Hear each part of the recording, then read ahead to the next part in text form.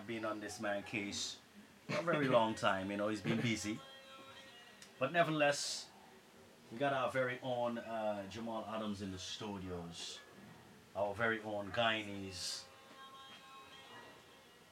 You know, this man, I'm telling you, my friend, my brother.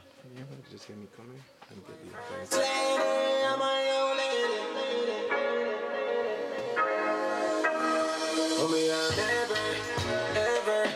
never will I leave your side. Never will I turn my back on you or stand and watch you fall down. Never will ignore. So without no further ado, we're gonna start this interview because I know Jamal is pretty busy, and I don't wanna. Well, he's a warrior. He's a warrior. Jamal, what's up, son? I'm good, man. What's up, Mario? What's up? What's happening? What's happening? What's happening? What's happening? The phone's got you crazy right You now. know, right? All right. Welcome to the program. Welcome to the program. Thanks for having me, man. Thanks for having me. And you know, I was telling my people, it's you know, right through the week, I'm saying, you know, I'm excited to have this man, you know, to praise the studios to be here too. and the late night vibe. Nevertheless, let's get into the interview because I want to know a lot from you, Jamal, and I know the people on the outside, they want to know a lot and they want to know who's Jamal.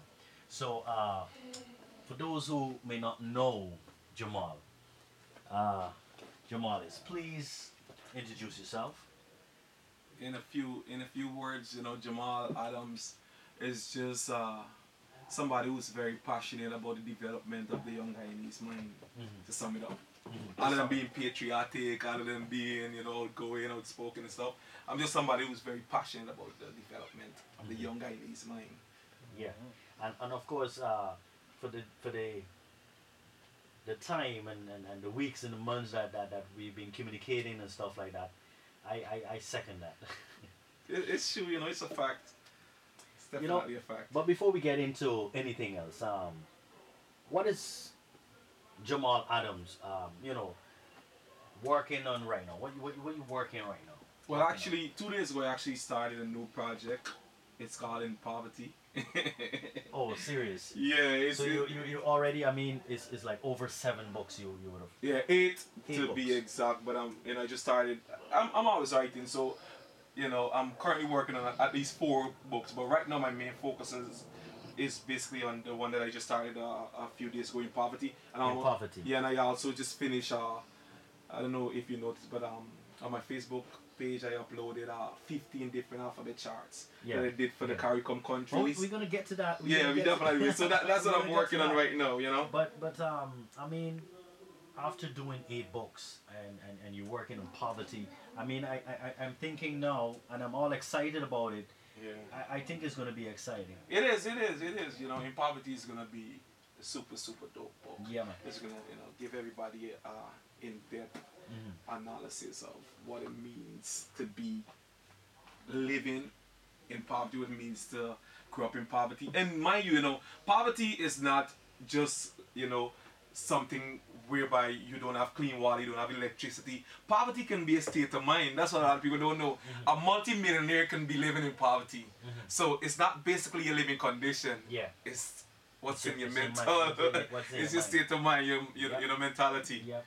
So yeah. We were discussing. I mean, we talk a lot, and I'm all excited that I get to know you and even being a part of your life, you know. But Likewise, man. I know for a fact that you grew up in East Ruimveldt, right? East Ruimveldt. Tell us about your experience. Well, you know, shout out first and foremost, shout out everybody in East Ruimveldt, and you know, everybody knows that East Ruimveldt is a ghetto. You know, that's no secret. You know, East Ruimveldt, West Ruimveldt, North Ruimveldt, and you know the challenges and the obstacles and adversities is there. You know, from since you were conceived. Yes. Once you were conceived in East Ruimveldt or these inner city community, there's already obstacles. So it's not like, you know, the people that was born in Bel Air or Peshawar. We have, you know, our birth rights obstacles to overcome before we can even become something. You know, because from since you write, like with me, even to the person I am today, whenever like I send out like CV or as we call it in America, resume, whenever people see East Ruimveldt, you know, The they step fall back. back like East Ruimveldt, somebody from East Ruimveldt accomplished all these stuff. So, you know, my experience growing up in East Ruimveldt, to answer your question, was was well needed because, you know, I don't know if a lot of people know, but East Ruimveldt is a family oriented community, and it's a community that was built based on, you know, Yeah. love and stuff like that. But So I noticed that though. I noticed that in the area. So when you said ghetto, I kind of think because of the lacking of resources and you know, not much people makes it out of East Ruimveldt. You know, if you were to think about East Ruimveldt, who could you say is a significant figure that came out of East Ruimveldt over the last 40 years? Off the top, do you know anybody? I can't. Exactly, I don't even know anybody. Jamal Adams. No, other than me. So it's not a norm for people to make it out of East Ruimveldt Yes. and to be successful based on what society may tell us. So And being the fact that you're trying to change that. I am trying to change that. That, you know, my main objective in life is to revolutionize things. And You know, you're getting there. I'm an You're getting there. unconformist, so I like to change things. You know, I want to put East on the map just like I want to put Guyana on the map. And I respect that, man. I Thanks, respect man. that. Thanks. On one of your books though, on the back of your cover of the first book, I think is 100 for One. Yeah. You did mention that you migrate to America at the time of one of the biggest economic meltdown. Well done. Yes, in Yeah. the US. 2008. I want you to tell me how did you actually cope with that? First of all, you know, going to America for the first time, I had no idea what was happening. So if I were to sit here and say that I was affected by it, I would be lying. I had no idea. All I wanted to do was go to America and try to live the American The American, dream. because that's You know, the dream that I did every- business if it was in hell. Yes. I wanted to go there and live the American dream. Some people were saying they was losing their homes and there wasn't no jobs. I was like, to hell with this. Even if I gotta go and shine shoes, I gotta go and push a wheelchair. You're I'm okay. gonna go do it. I know Yes, business was no economic meltdown. Yeah. But it was much bigger than what I knew, you know. So I basically just was focusing on, you know, what was on my agenda, and that was to make my mom and my dad and my country proud, and that's what led me through the entire journey. And that's the thing too, the Guyanese blood, because Yeah. I mean, the East Ruimveldt blood, Blood, because yeah. you don't give up, you know what I mean? You know, definitely not. So, Definitely, going to a place. put us in the desert. We can sell you sand, you know. It doesn't matter where you put us. That's you for know. real, man. I mean, going to Yeah. a place like that, you know, you're expecting, you know, Yeah, and the guess world, what? you're It was expecting- nothing like what we are accustomed seeing on TV. You know, you know, the movies and the commercials is always painting us this picture whereby it's a lot of gloom and a lot of riches and a lot of gold and a lot of shame. It's And nothing you know, like no man, it's like border market on a Sunday morning but you know, before they clean it up. and that is what I respect, Jamal. That's what I respect, because I mean, you go there, because a lot of people go to the U.S. You know, Yeah. of your age. Yeah, definitely. When you were a kid, and you know, they make, you know, some make bad choices. Yeah, yeah. So I mean, they being the fact that you come up or you grow up in a ghetto, you go over there with that same hardship, Yeah. but you know, this is you And now, so transition, you know. I respect that. Yeah, thanks, man. You know, it all depends on, you know, what you want as an individual, you know, for your future. Because you know, you can be a product of the ghetto, but you can have high hopes and you know, substantial dreams and Yes. stuff like that. It doesn't mean that because you're from East Ruimveldt, that means you're only gonna wanna grow up to be a bus conductor. No pun intended to the bus conductor. It's still a job. Yes. But it's not a job that society glorifies. Yes, You know, yes. so you could come from East Ruimveldt and still be aspiring to become something major, president, a prime minister, something. It doesn't matter where you're from. It It's doesn't all matter. It's all in your mind. It's all in your mind. Yeah. And I respect that, and that is something that, you know, we have to start installing in our kids. Definitely. You know, their mind. You know, just earlier I was having this conversation with my younger cousin. He was telling me about, you know, about following his dreams, and I was telling him sometimes, you know what, you gotta say F your dreams, cause whenever you come from a inner city community, Yes. The careers that is dominant are teachers, doctors, lawyers, and that's what you're aspiring to become. That's your dream, but it may not be your reality. If you get what I'm saying, your dreams don't always be your reality. Look, for example, like me, I came from East Ruimveldt. There's not much. There's no artists from East Ruimveldt. If I were to say, you know, I wanted to become a teacher, I wanted to become a nurse. Those are dominant careers in the ghetto. Yes. I would have never known to this day that I have a passion for writing. Yes. I have a passion for revolutionizing stuff that has to do with literacy. Yes. So sometimes you have to say F your dreams and just follow your path. Live life, making mistakes, and bounce back and do what suits you. You know? Don't just follow the trend. Because for me, when I was growing up, I wanted to be the guy that was riding the CG and wearing the 10,000 gold chain around his neck. Because that's what I was seeing in my community. Yes. That was the guy that was getting the most love. That was the guy that the community was glorifying. Yes. But that wasn't my dream. That was just a dream the society placed upon me, the society instilled upon me. So you see what I'm saying? Sometimes you just gotta say F your dreams and just follow your path. Guyana, I'm telling you, this is 98.1. We've got Jamal Adams in the studio. But, you know, speaking about that, you began writing in 2012. Definitely, 2012. And, yeah. What are some of the other stuff that you would have done while being in New York? Prior to that, Like prior to that, between like let's say 2008. Well, 2008, I went to America, and the first thing I did, I remember my grandfather told me, the first thing to do is go get your driver's license. And that's what I did 2008, after I got my driver's license. Yes. While I was going to school here in Guyana, I got expelled in Farm 3, so, you know. Yeah. I was into school, so I got my GED in 2008, started college in 2009. I'm the type of person, you know, I don't like time goes by without doing anything substantial for that year. So from 2008 up until 2017, I have done something. So 2010, I actually created this clothing line, this apparel line by the name of Pork Knockers. Okay. Whereby I was designing t-shirts. I was watching, you know, like, I gotta say, you know, Yeah. it is really cool the way you dress, because Yeah. I mean, you don't really find much people like Jamal.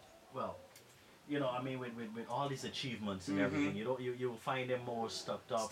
Nah, I'm down to it. You're super down. So I like the clothesline. You should start working. I will, but you know, as I said, I like to keep on moving. I don't like to be stagnated whereby creating is concerned. So 2010, I actually started my photography company, Show It Off US. I was a videographer and a photographer. You know, 2011, we transferred the photography into videography. And then 2012 is when I graduated college. A lot of people don't know this about me, but I'm a business management major. I graduated with a business management degree.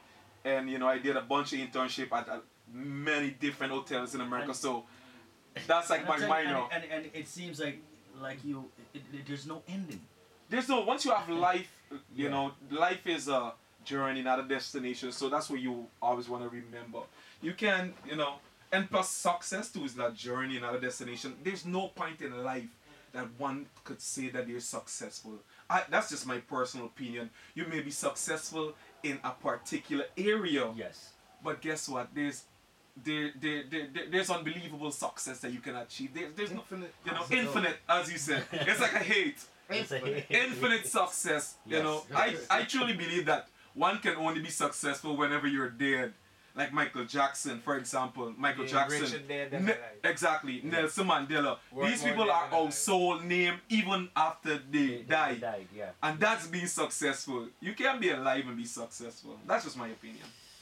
And I'm telling you, this is an exclusive interview with the man himself, Jamal Adams. I'm telling you, he's very, very talented. We're gonna get back into some new music, and when we come back, we're gonna definitely continue our discussion with Jamal Adams. And we're back with Jamal Adams. Yes, we're back. We're back. All right, so you know, in the break, we were discussing some really important things, Jamal. What you having? I always see you with this cup. That's coconut rum. Coconut rum? My favorite. And that is local, right? Definitely. I always gotta support local. You gotta support local like black tea. Shout out to Blaze for that one. Okay. Yep. So you know, during the break, we were discussing about your books, and in your most recent book, Across the Road. yeah, Across Yeah. the Road, right? You basically spoke about the positive influence your immediate family had upon your childhood, Yeah. right? Well,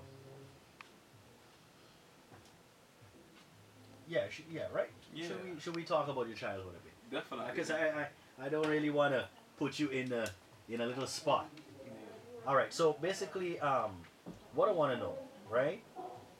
Uh, the positive influence, right? Your immediate family had upon your childhood life, Yeah. right? What I want to know is or tell the public out there the negative influence The negative. you probably would have had on your life. This is, a lot of people. You see, you start wiping it, and that is why I You know. make a little, a pause because the face kind of look You like, know, a like lot- where this question is going.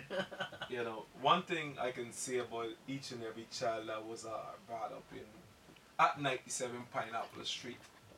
That's where I grew up and where I'm currently living. Is that we know we would have felt and experienced what the true definition of love is. So, there's no point in time, no point in our life that we would have basically go out to a stranger and would have expected to, get that kind of attention. And to answer your question, for me, that is like the negative influence that my family had upon me as a child. Because of the pedestal that they would put every child on and the type of attention they would give to all of us, we won't take nothing less from an outsider because we know what our family would give to us.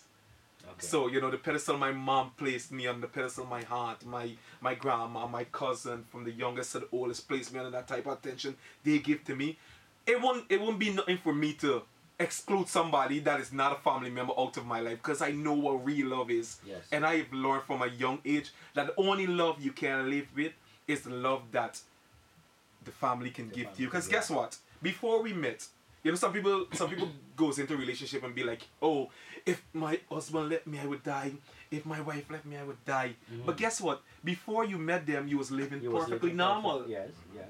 So if they go back to be the stranger, it shouldn't have a long-term effect on you. I mean, we're humans and we have emotions. It should have an effect on you, but it should be temporary. Yes. The only love that is essential, the only love that is necessary, the only love that is vital that I believe you can't live without is the family love. Yeah. And that's what my family placed upon me. And that's why a lot of people always say that I'm selfish. Just last night in the club, a girl was saying that Jamal Adams is king for block and delete. I don't play for get people out of my life. I believe if you're not my family and you want to stress me out, I just stay far from you. Yeah, you stay far from. And that's a negative thing that my family bestowed upon me, and still, the awareness of knowing where to go and get an essential love. Yeah. It doesn't come from strangers, so you can meet a stranger today and don't give a shit about them. You don't even have to meet them back for the rest of your life, but that family love, you can't live without it, man. That's essential. That's vital. So that's a negative part of the experience. If you get what I'm saying, you understand, right? Jamal, let's talk about when fate happens. When fate happens. Yes. Where did this idea came from? And to create such a gift book. Well, I actually wrote When Fate Happens when I was in Guyana for a couple of months while I was working here, right here at Gino. And I was going through a lot of stuff, a lot of stuff. A lot of stuff. You wanna, Nah, a lot of emotional stuff, a lot of stuff that would drive a sane man insane. See. And my old boss always said the best way to get stuff out of your mind is to write it down.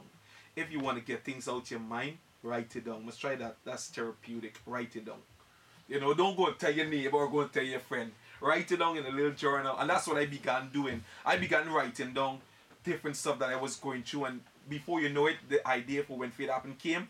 And I wrote this book about 12 different characters. But guess what? Each of the characters have different characteristics of my own personality. So while reading the book, you would be reading about my own life and my own personality and stuff that I would have done in the past. But it's sugar coated, and some of the stuff is basically pointed in a different direction. So only now that I'm saying this, you would know that. I almost touched a nerve there, man. I almost touched a button there. And it's a beautiful book. I've had many different testimonies. It's not a religious book, but it's a book that reassures your faith. In whatever you believe. It's a book that shows you that, Marlon, you might be going through something, but guess what? 10 million other people in the world is going through worse than you. But guess why? They're not showing it to the world. They're just better pretenders that you are. So where would it be labeled as? A spiritual book. It's a spiritual book. It's a spiritual healing book. It has nothing to do with religion. Oh. So it's like borderline self-help. Self-help also, self-development, spirituality, whatever you believe in. A lot of us, I'm sure you're going through tons of things you're going through. We're humans. Yeah, correct. We're going through things, but a lot of us are just better pretenders than others. You might be able to smile brighter than I am. I might be able to smile brighter than Marlon can smile. So we it seems like we're not going through anything, but guess what? We all are going through stuff. But when faith happens, we show your faith and show your faith, and teaches you that Jamal, we can go on and on. What I want to ask you though, your first 3 books, you're basically is for adults. Yeah, self-development books. Young adolescents. What inspired you behind creating Stabrook Creativity? That's a kid's book, right? It is a kid's book. It's one of my 3 kids' books. Talk to me. Well, Stabrook, my younger sister, Leancia, shout out to Leancia, she came to me one day and was like, Jamal, you're always writing these old people book. Why you can't write a book for we little children I could read? And I just like, you gotta relax yourself. Yeah. And then in 2015, I think I was coming to Guyana, and mid-flight, 3 hours on the flight, I heard that, we're getting ready to land in 20 minutes. So I'm like, 3 hours to Guyana already? I actually was flying on dynamics, and everybody knows the stigma that dynamics have. They're always doing something wrong, they're always delaying. These people detour us from coming to Guyana without telling us anything prior boarding the flight, took us to Miami. I had us sitting on the runway for 20 minutes. I don't know for what reason. They didn't even give us an explanation. The Guyanese mentality, everybody got something negative to say about dynamics. I say, you know what? I ain't gonna be the statistic whereby I'm gonna come to Guyana and say very negative things about Guyana. I'm gonna make something positive come out of this 20 minutes that they have me on this runway. So I start there and I start writing this book. And that's where Stabrook came from. That's how I came up with the idea of a Stabrook Creativity book. Wow. So I'm like, I won't be like the rest, just gonna have something negative to say about dynamic. You just write. I just began writing, and now I can say, thank God they detour us to Miami. Because something positive. It's a positive. It's a reason. Exactly. It's a reason for that. You know what I mean? That's what I mean, sir. That's interesting. Yeah, that's where Stabrook came from. Very deep. But what I want you to tell the Guyanese people is how many published book you would have to this date. I actually have name them. I have 8 published books. I have 100 for 1, 60 for 1, 30 for 1 outside development books. I have Across the Road, My Childhood Memoirs. I have When Faith Happens, a spiritual healing book. I have The Alphabet, Volume 1 and 2 for Guyanese children. And I have Stabrook Creativity book, 8 books, and I also have the alphabet, the historical alphabetical charts for the different countries. So and I'm currently working on In Poverty.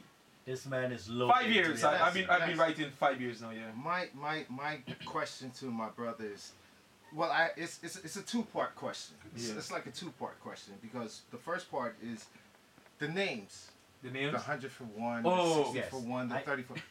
What inspired that, and where did that come from, and what is the numbers all about? Well, I worked as a shoe shiner at Terminal 4, JFK, JetBlue. No way. Best job in the world.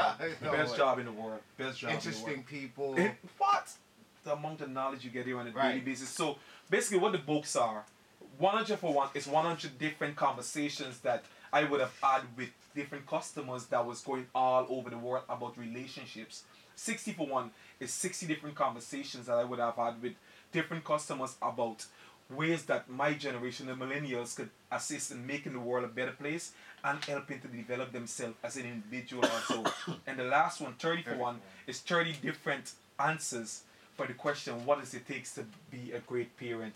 So it's basically customers that are going all around the world. It's not just the American people point of view, it's people that is going to Dubai, Germany, England. So it's a wide range of different influential answers that people would have given to me based on those topics. So 30 for 1 is for basically parenting. Parents, what does it take to be a great 60 parent? for 1 is Basically advice to assist my generation. You know, the millennial generation, people think that we're lacking desire for education, we don't respect, you know, Well, that's elderly basically- people and that's stuff like that. basically the So, talk you know, that's around, right? basically for us to help develop ourselves as individual and assist in making the world a better place. 100 for 1 is 100 different conversations about the do's and don'ts when it comes to relationship. Everything you should look for before getting into a committed relationship, everything you should look for while being in a committed relationship, and everything you should look for after your heart has been so broken. relationship for one. Yeah. Okay. Well, I remember you had sent me a text, Yeah. and it was dealing with 60 for 1, 60 for 1, yeah. and it caught my eye because the whole topic of that, what you had sent me, was dealing with the Emotional intelligence, yep, Now, yep. I thought that was genius. And Can you explain some of that to our listeners? well, basically, emotional intelligence is basically being an actor and not a reactor. What a lot of people are in the modern society are reactors. That means they act and then And think. then think. You understand? So if I were to punch you in your mouth, you would act and then think. That is the society. That's normal in society. You'd be like, you But know, having emotional intelligence now, if I were to punch you in your mouth, you would step aside, think, yeah. control your emotion, And then react. think about the consequences of you reacting. You might want to bore me up, you might want to shoot me, and then act. So it's not being a reactor, it's being an actor. You know? Think about the consequences first, then act. Then act. Opposed to acting and then sitting down in the jail cell and saying, this guy only Right. cuffed me in the I mouth, should've- why you have to bore him up? So, you see what I'm saying? Yeah. Okay, I like that, and it caught my mind. It caught my eye because that's something that right now it's not just Guyana. It's not. Everywhere. It's everywhere. It's everywhere. Wherever human From road exists. rage to domestic violence. Road rage, to- perfect Yeah. example. It's not a big thing in Guyana, but you lived in North America, so we know We the know consequences of road. People get killed every single day because of road rage, Correct. because of blocking somebody from a parking spot, Somebody because of watching. overtaking. Yes. It's crazy, and these are things you would be like, what?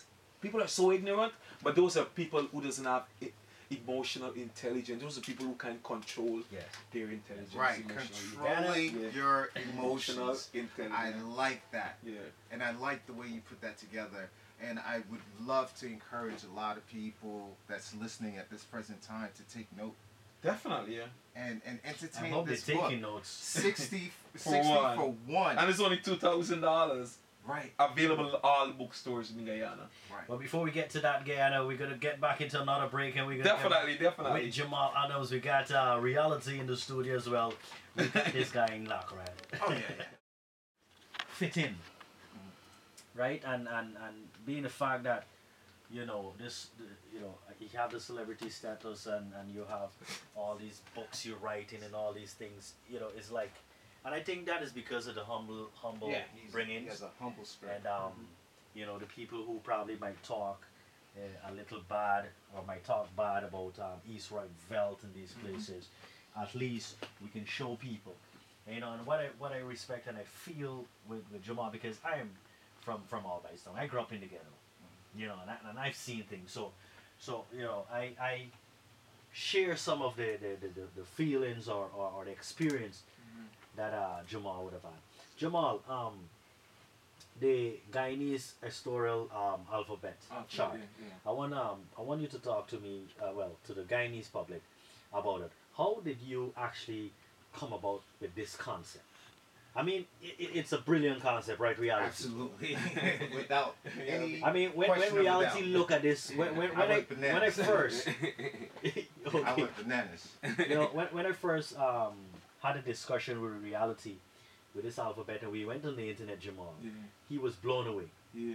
And even now that the alphabet is in front of him, In my hands, like in I'm his like, hands, Yeah. he's blown away. I'm like, So tell the Guyanese public about that.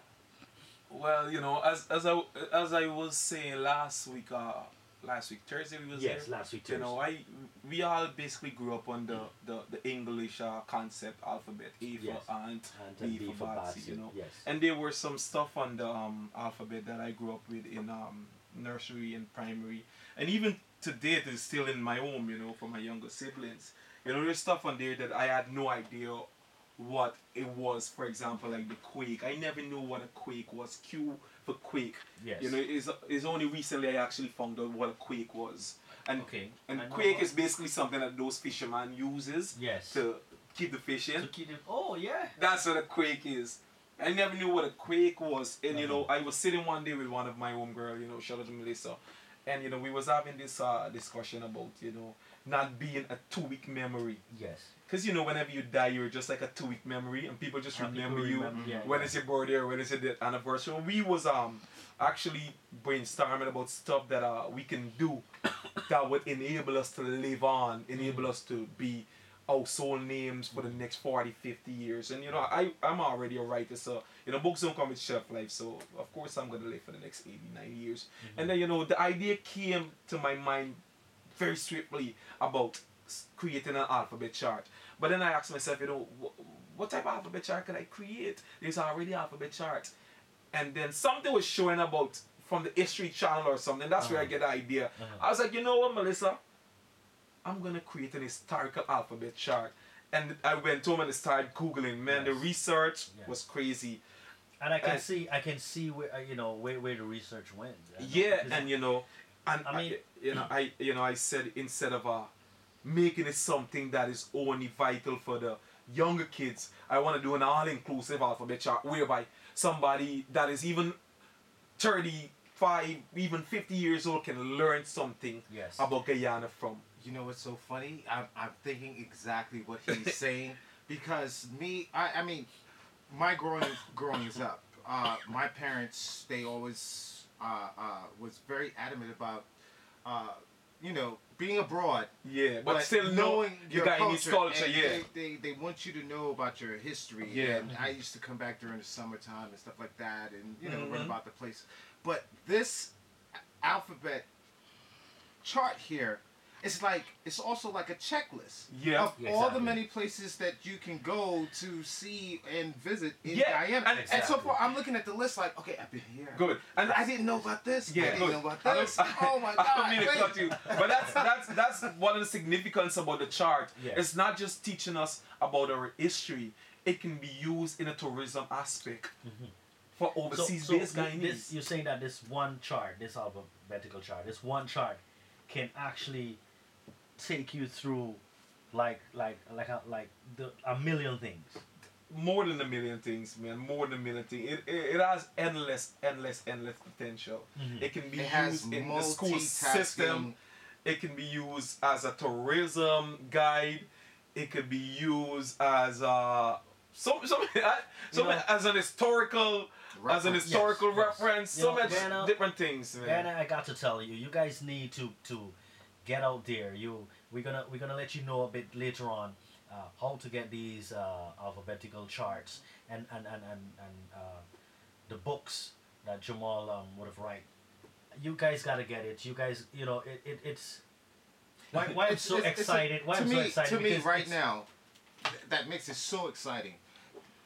Get them now. Yeah, because Because you this go all is over. going to be a collector's That is item. true. It is definitely. You go all over. In fact, in Guyana, any corner you turn, people talk about young people, Yeah. and they talk down. Top down. That's a Right. fact. That's a fact. Exactly. That's a fact. You understand? And to having a young man here, actually doing these things is It's way amazing. more than that. Yeah, he's that leading by example. Definitely. That's So what the it is. youths in the community now from the east side, you said? East So where he Yes. comes from, like you said, he's now a pillar in the community. Only a few days Someone we to were look up. talking, and he was like, Marlon, I'm in my community, and you have the youths, and I might try talking to the youths, sit down talking, and be like, Yeah. hey man, look how much achievement you got, you would have gotten over the years, and but we're going after you. Exactly. So they basically are telling me, the government is basically saying that they want to provide jobs for kids. They want to put back kids in school and stuff. Come off the street, come off the little belligerent act and stuff. So from time to time I just talk to the kids in East, because you have to lead by example. And Yes. they always say, Lance, it's call me Lance in East. Look how much thing you would have accomplished. And these people still ain't even helping you out. Yes. What make you think they gonna want to help out somebody like we wouldn't even spend up the farm too in school? Yeah, yeah. So So you see the irony, you see the real You see? irony. So every stakeholder need to get on board with Jamal and get these things out there. Absolutely. Yeah. But Jamal, out of all the landmarks that you would have, the landmarks, the monuments you listed on the chart, which one means the most to you and why? Guyana National Museum. And the reason being is that, I actually applied for a job last August at the Guyana National Museum to become the creative director, because, no pun intended to, whoever's in charge of the Guyana National Museum, but in my opinion, this place is dull and uninteresting. Yes. Whenever you go to any country, you're always excited to go to the museum. You go to Exactly. America, you're excited to go to MoMA. You're excited to go to the Museum of National Black History and stuff like that.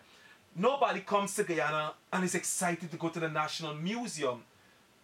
I think this place needs a facelift, and I think that I'm the person that can give it that facelift. So that's why this is my favorite one. I actually have so much plans for the museum. Yes. Just for example, the roof. They have a regular roof. I will make a roof, what we call in America a green roof, whereby you have trees growing on the roof. Yes. You have little aquariums of national speed. And then You make it exciting. you can incorporate so But much it's- to make it. What I notice, You what I know- notice in our country, reality, and Jamal, is that for some reason or the other we keep this kind of old stylish way. We don't want to move Move forward. forward. Holding people back, and I just don't get this concept. Do we have any green roof here in Guyana? No. No, And then the whole no. solar factor. We I'm have to, why? What is the regular constant here in the Caribbean? Yeah. Exactly. What amazed me the other day is that I Yeah. was watching cricket, and well, obviously the whole talk is that we go green, Yeah. right? And believe it or not, this stadium huge, the stadium, and on the roof are solar panels Yeah. on the roof. I'm talking the whole stand right way around. So they're not using electricity. Exactly. Actually, they're using the natural energy. natural energy. Exactly. So In a big stadium like but I that. don't know. I really don't know. But there's so much of things that you can do to help to develop the museum. Again, I'm not trying to knock whoever's in charge of the museum or whatever, but come from where I came from, there's tons of work that needs to be done on this And then- national and then the landmark. thing is Since that I'm a kid, since I'm a Go- kid, I've seen that. For example, I don't mean to cut. For No, no, example, whenever you come to the airport, there's not even a sign that says visit the National Museum. There's not even a sign at the airport that says anything about the National Museum, this significant landmark about Guyana. I'm sure. Preach, keep preaching. Keep preaching. There's not even a sign. True. Nobody, Preach.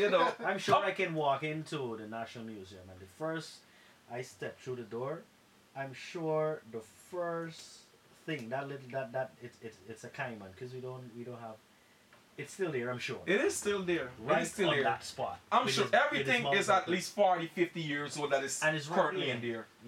You know, So- the lawns, man, you should see the plans I have for that. Renovation is a must. Man, you should see the plans I have for that land. But, Wow. you know, Wow. Yeah. Well, Jamal, I would hope one of the directors or someone that's on the board there at the museum. I hope one of our they fall listeners under Ministry of Culture. Well, So, I pray that someone that's listening would chime in with them and let them know We're what's gonna going get on them- and make some phone calls. we're gonna get in make contact with our them. voice heard reality. Yeah, we're gonna make this our is- voice heard. Because I have not been to the museum. Exactly. And exactly. And if it takes an outside entity to come in with new vision and ideas, We have Jamal right here. But, We have- listen, we was having me and Marlon was having this conversation last night or the day before.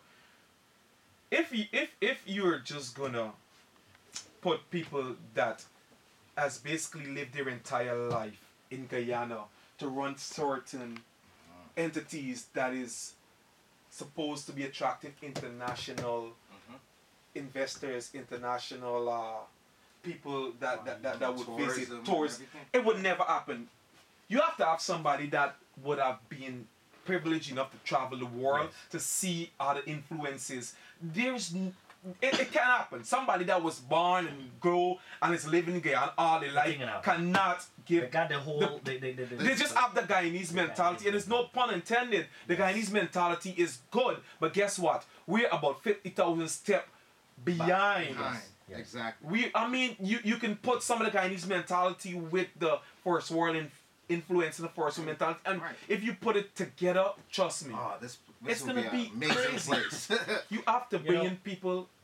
You know, Jamal, we I'm telling you, the time is running. the time. We definitely will have to have you back in the studio. But listen, what I want to ask you though, if it was up to you, right, Yeah. to create a destiny for your alphabet chart, right, Yeah. your books, what will be that destiny? What would that destiny be? I would definitely put it in all the schools in Guyana. All the schools in Guyana. Whether it's nursery, whether it's primary, whether it's secondary, tertiary. I put it in all the schools in Guyana. And I will also put it in all the public buildings in Guyana, like the hospitals, like the child care buildings and stuff like that. Yeah. And Go ahead. yeah, and University of Guyana and stuff like that. This, not I don't mean to sound cocky or like I'm trying to boast and brag, but this is a vital information. This is a necessity to each and every Guyanese kid's life, to each and every Guyanese life, not just the kids. And that's not You know. sounding cocky. That's just the truth. Exactly.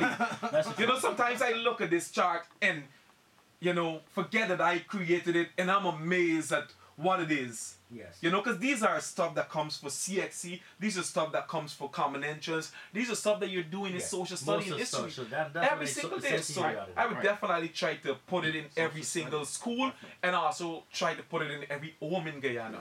The thing is, you put it really perfectly because we have a big argument right now, and everything in Guyana is politics. Definitely. And we have a big Unfortunately. argument right now that the private schools and the public schools, right? Most people out there, whether they're middle class or high class, they take even a teacher or head teacher send their kids to private school. Mm-hmm.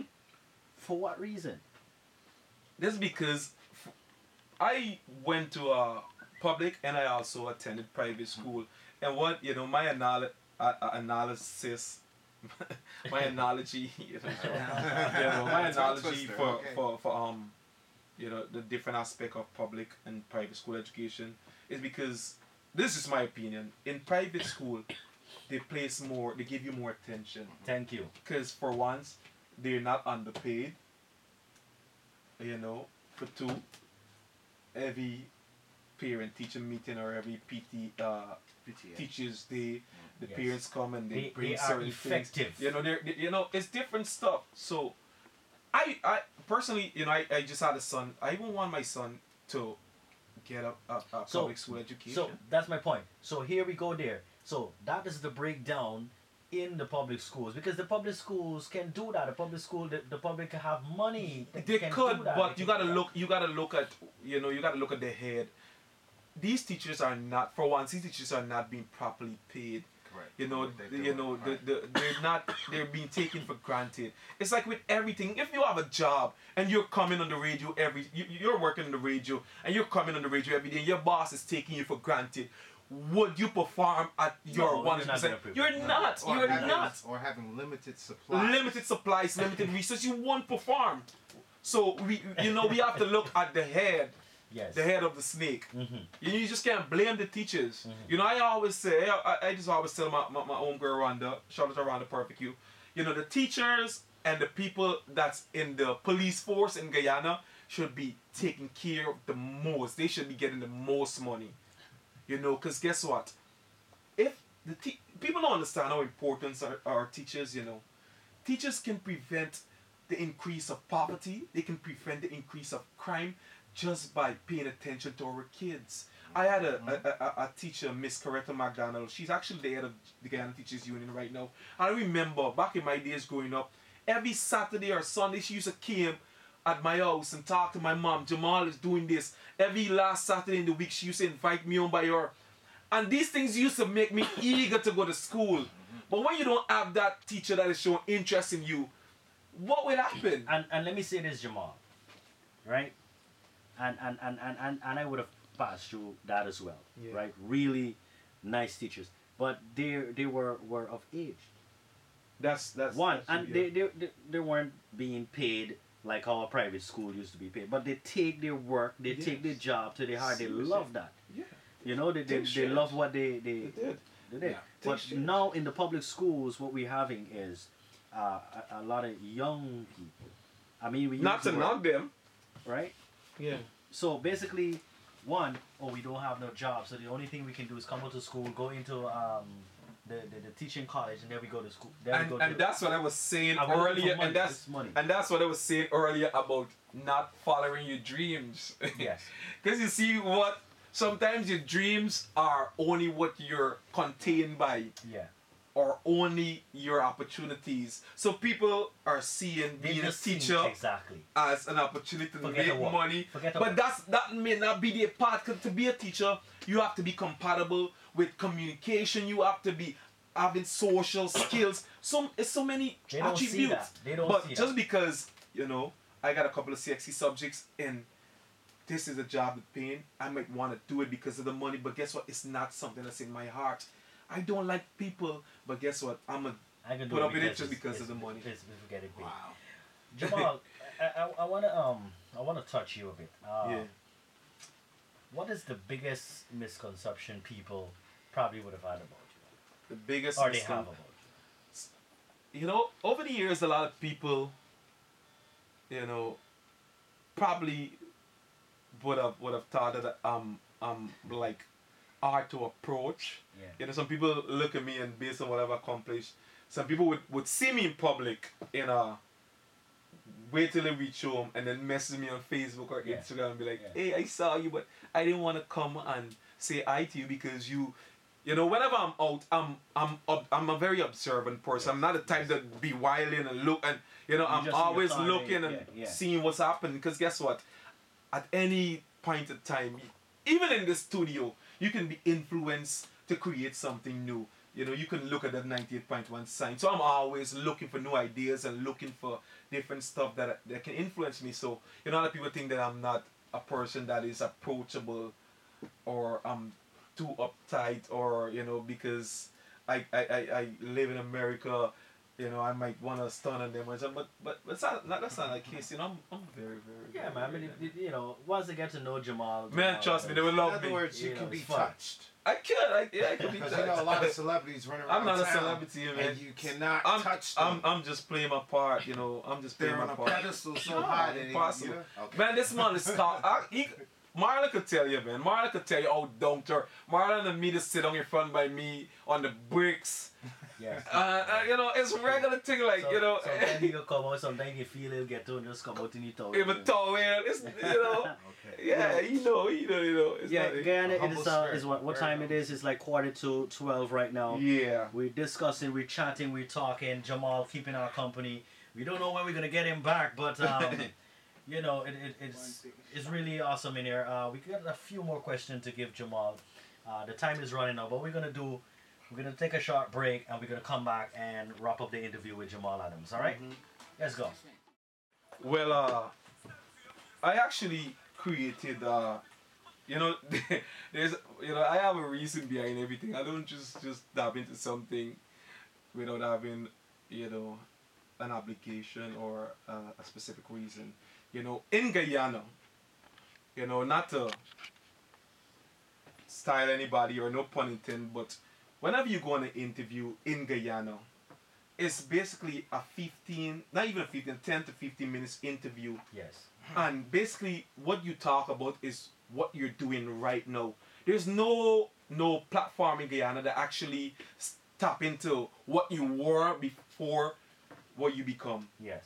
You know, everybody just talk about, like, for example, whenever I go on an interview, everybody talks about Jamal Adams, the author.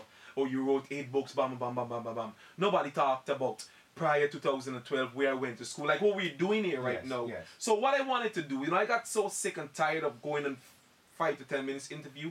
I said, you know what? Instead of complaining about the problem, Jamal, become a solution. Become a solution. So Yeah. I said, you know what? I'm gonna create my own YouTube podcast, Yes, yeah. whereby I'm gonna interview Guyanese talents and give them a platform to showcase the Showcase self. it, yes. Because guess what? Some people might be looking at DJ reality and everything that you would have accomplished to date and saying, you know what? Based on my current living situation, I cannot get to where reality is. But guess what? They won't know that reality was in their their position, shoes, in their and he would position. have traveled the step. So Yes. that's what Intoxicated is. Intoxicated basically showcase everything that you were before you become who because- you are. So in other words, you're getting to the The nooks and roots, crannies, exactly. everything. roots, the Yeah, You know, actually, if you used to walk barefoot before you start wearing red Exactly. bottoms, Yeah, you exactly. because and the twist is we drink local liquor.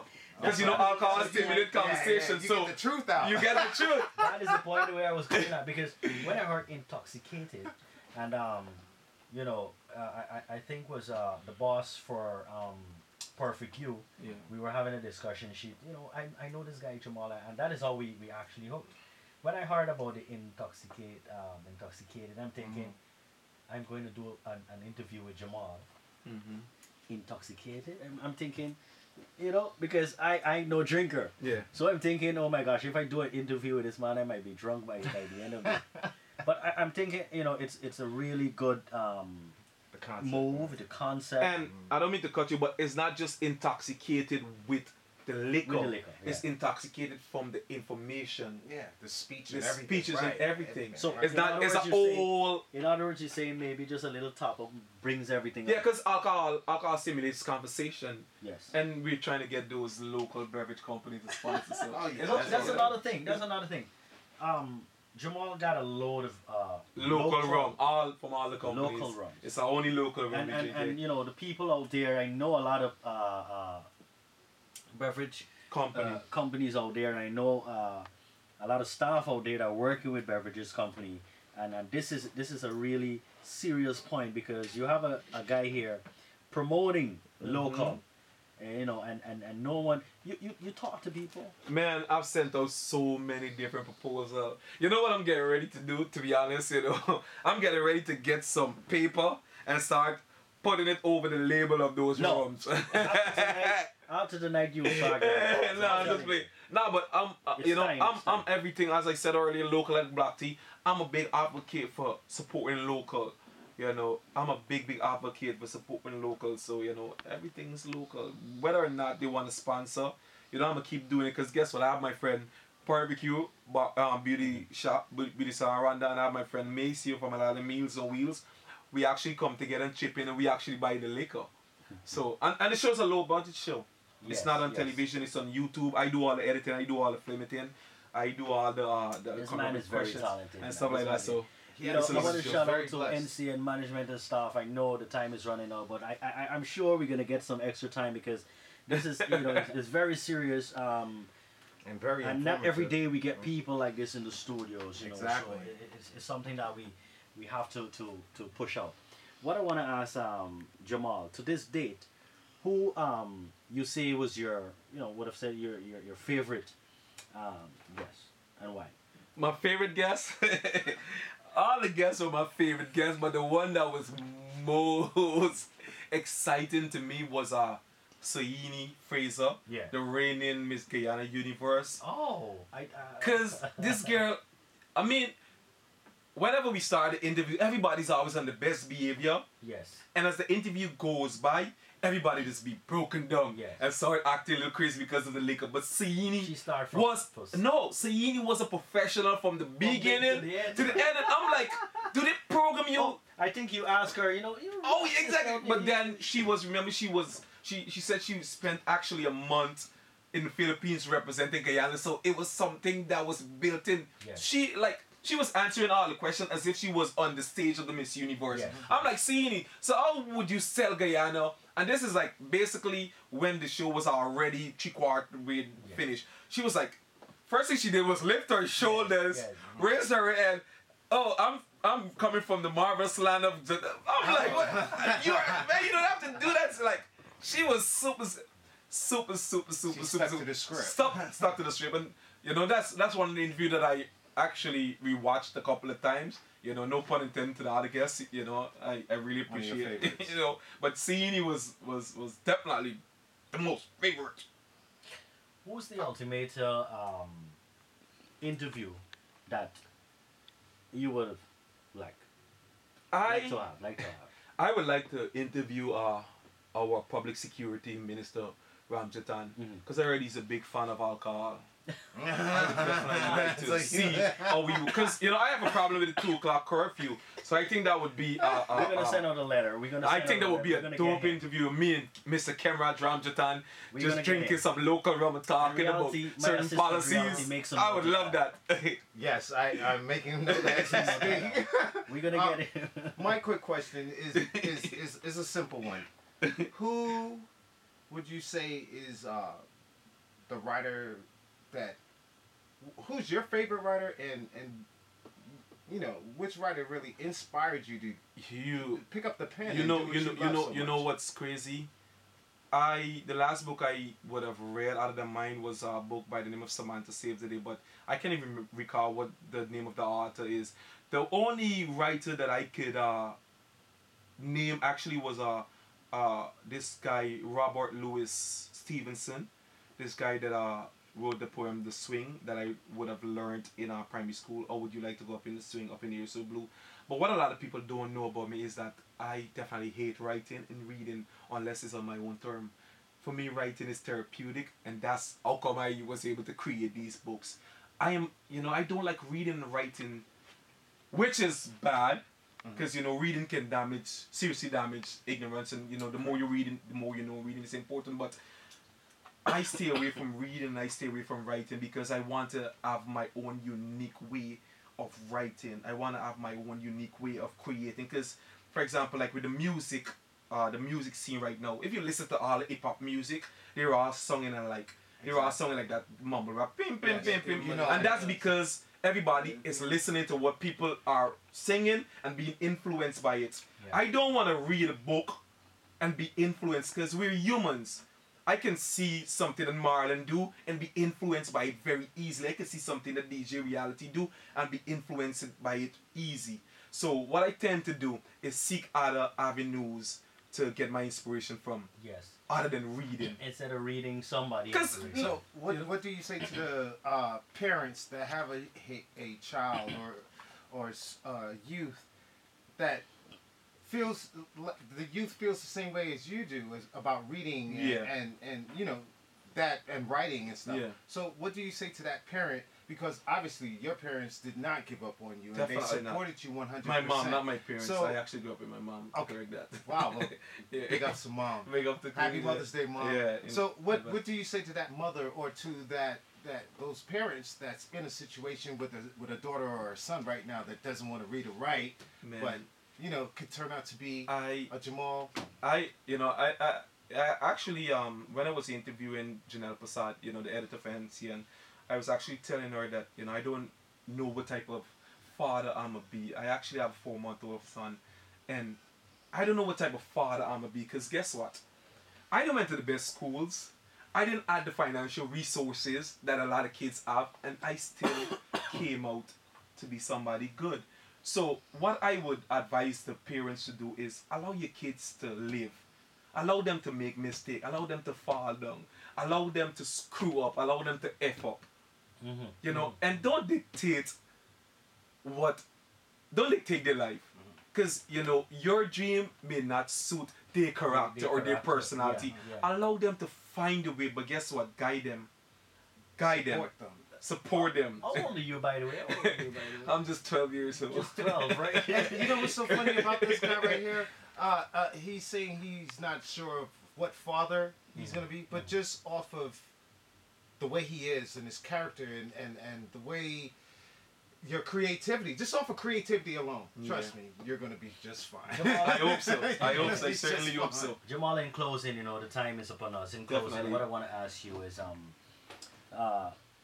you did mention earlier that you would want to work to be in you would want your work to be in every school across the country. Haven't you taken steps to making Certainly. I actually came back in Guyana in 2015. No, not 16, last year. Yes. Since August, and since then, I've met with different ministers. I've met with the Minister of Culture. I sent out some proposals to the Minister of Education. I sent out, my works to the President. I met with the people from CARICOM, UNICEF.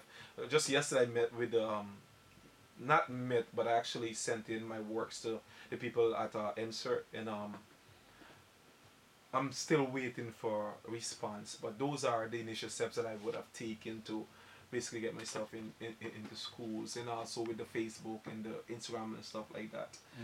But everything takes time, and everything in Guyana right now is working with protocol. Yeah. So just I'm a believer.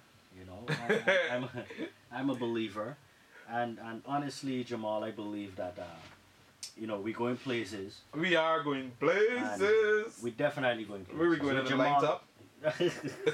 No, but for you, with Jamal, That's the place we're going. with Jamal Adams, we're definitely going places. We are, and we are. I'm telling you this, and being the fact that you would have taken your time out to come on the late night vibes and sharing this with the Guyanese public, really respect that. Mother's Day is coming up. It's Sunday. Sunday, yeah. And I know you're a big fan of Definitely. mothers. You got a lot of mothers, right? I have tons of moms, man. What are your plans? What are your plans for that? Well, my mom is actually in New York. Shout out to Cleet Adams, my angel mom. Shout out to Cleet Adams, your second son. All that I am or hope to be, I owe it to my angel mom, Hey, mama. Cleet Adams. Yeah, so I'm just probably gonna chill with my family. My aunts, my grandma and my cousin and stuff, and my daughter mothers that's around the community and stuff like that.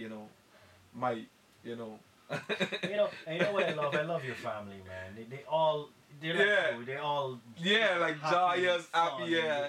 Just because we appreciate each There's other, a lot of people. and we're surrounded by genuine love. Jamal, in closing, what advice you will have for the younger people out there, for the aspiring people that want to be like Jamal Adams? I would just say to the younger people that want to be like Jamal, to just look yourself in the mirror and give yourself a slap. One slap. Yeah, and just box yourself out of that dreamland of trying to be like You just Jamal smart- you and be just like smart. yourself. Because there's not going to be another Jamal. You can only be you. Yeah. Follow your own path. Don't look and analyze what is working for me and decide that that's your dream. That might be your nightmare. So just follow your path. Allow yourself to make mistakes. Test the water. You have a life. The youth is wasted on the young. don't allow your youth to waste on your young self. You know, take chances, take risk, you know, and just be yourself and have respect for the elders. Where do we find Jamal? Instagram, Intoxicated the show, JL underscore Adams, Facebook, Jamal Adams, YouTube, Intoxicated the show, 608-1810. Or, you know, I'm always at Perfect Hue Beauty Salon getting my ear washed. Or if not, I'm at Maceo, Aladdin Meals on Wheels. So you can find me Very soon you and probably I will find those places. find you at Privilege in those A places. privilege, you know. Poolside. that's another conversation, you know. That's another conversation. Hopefully, Hopefully. you know. Shout out to the people at Privilege, though. Jamal, Tower it's, seats. it's been a pleasure having you. It's been a Yeah, pleasure being here. You know, studios for thanks 2 for having hours. me.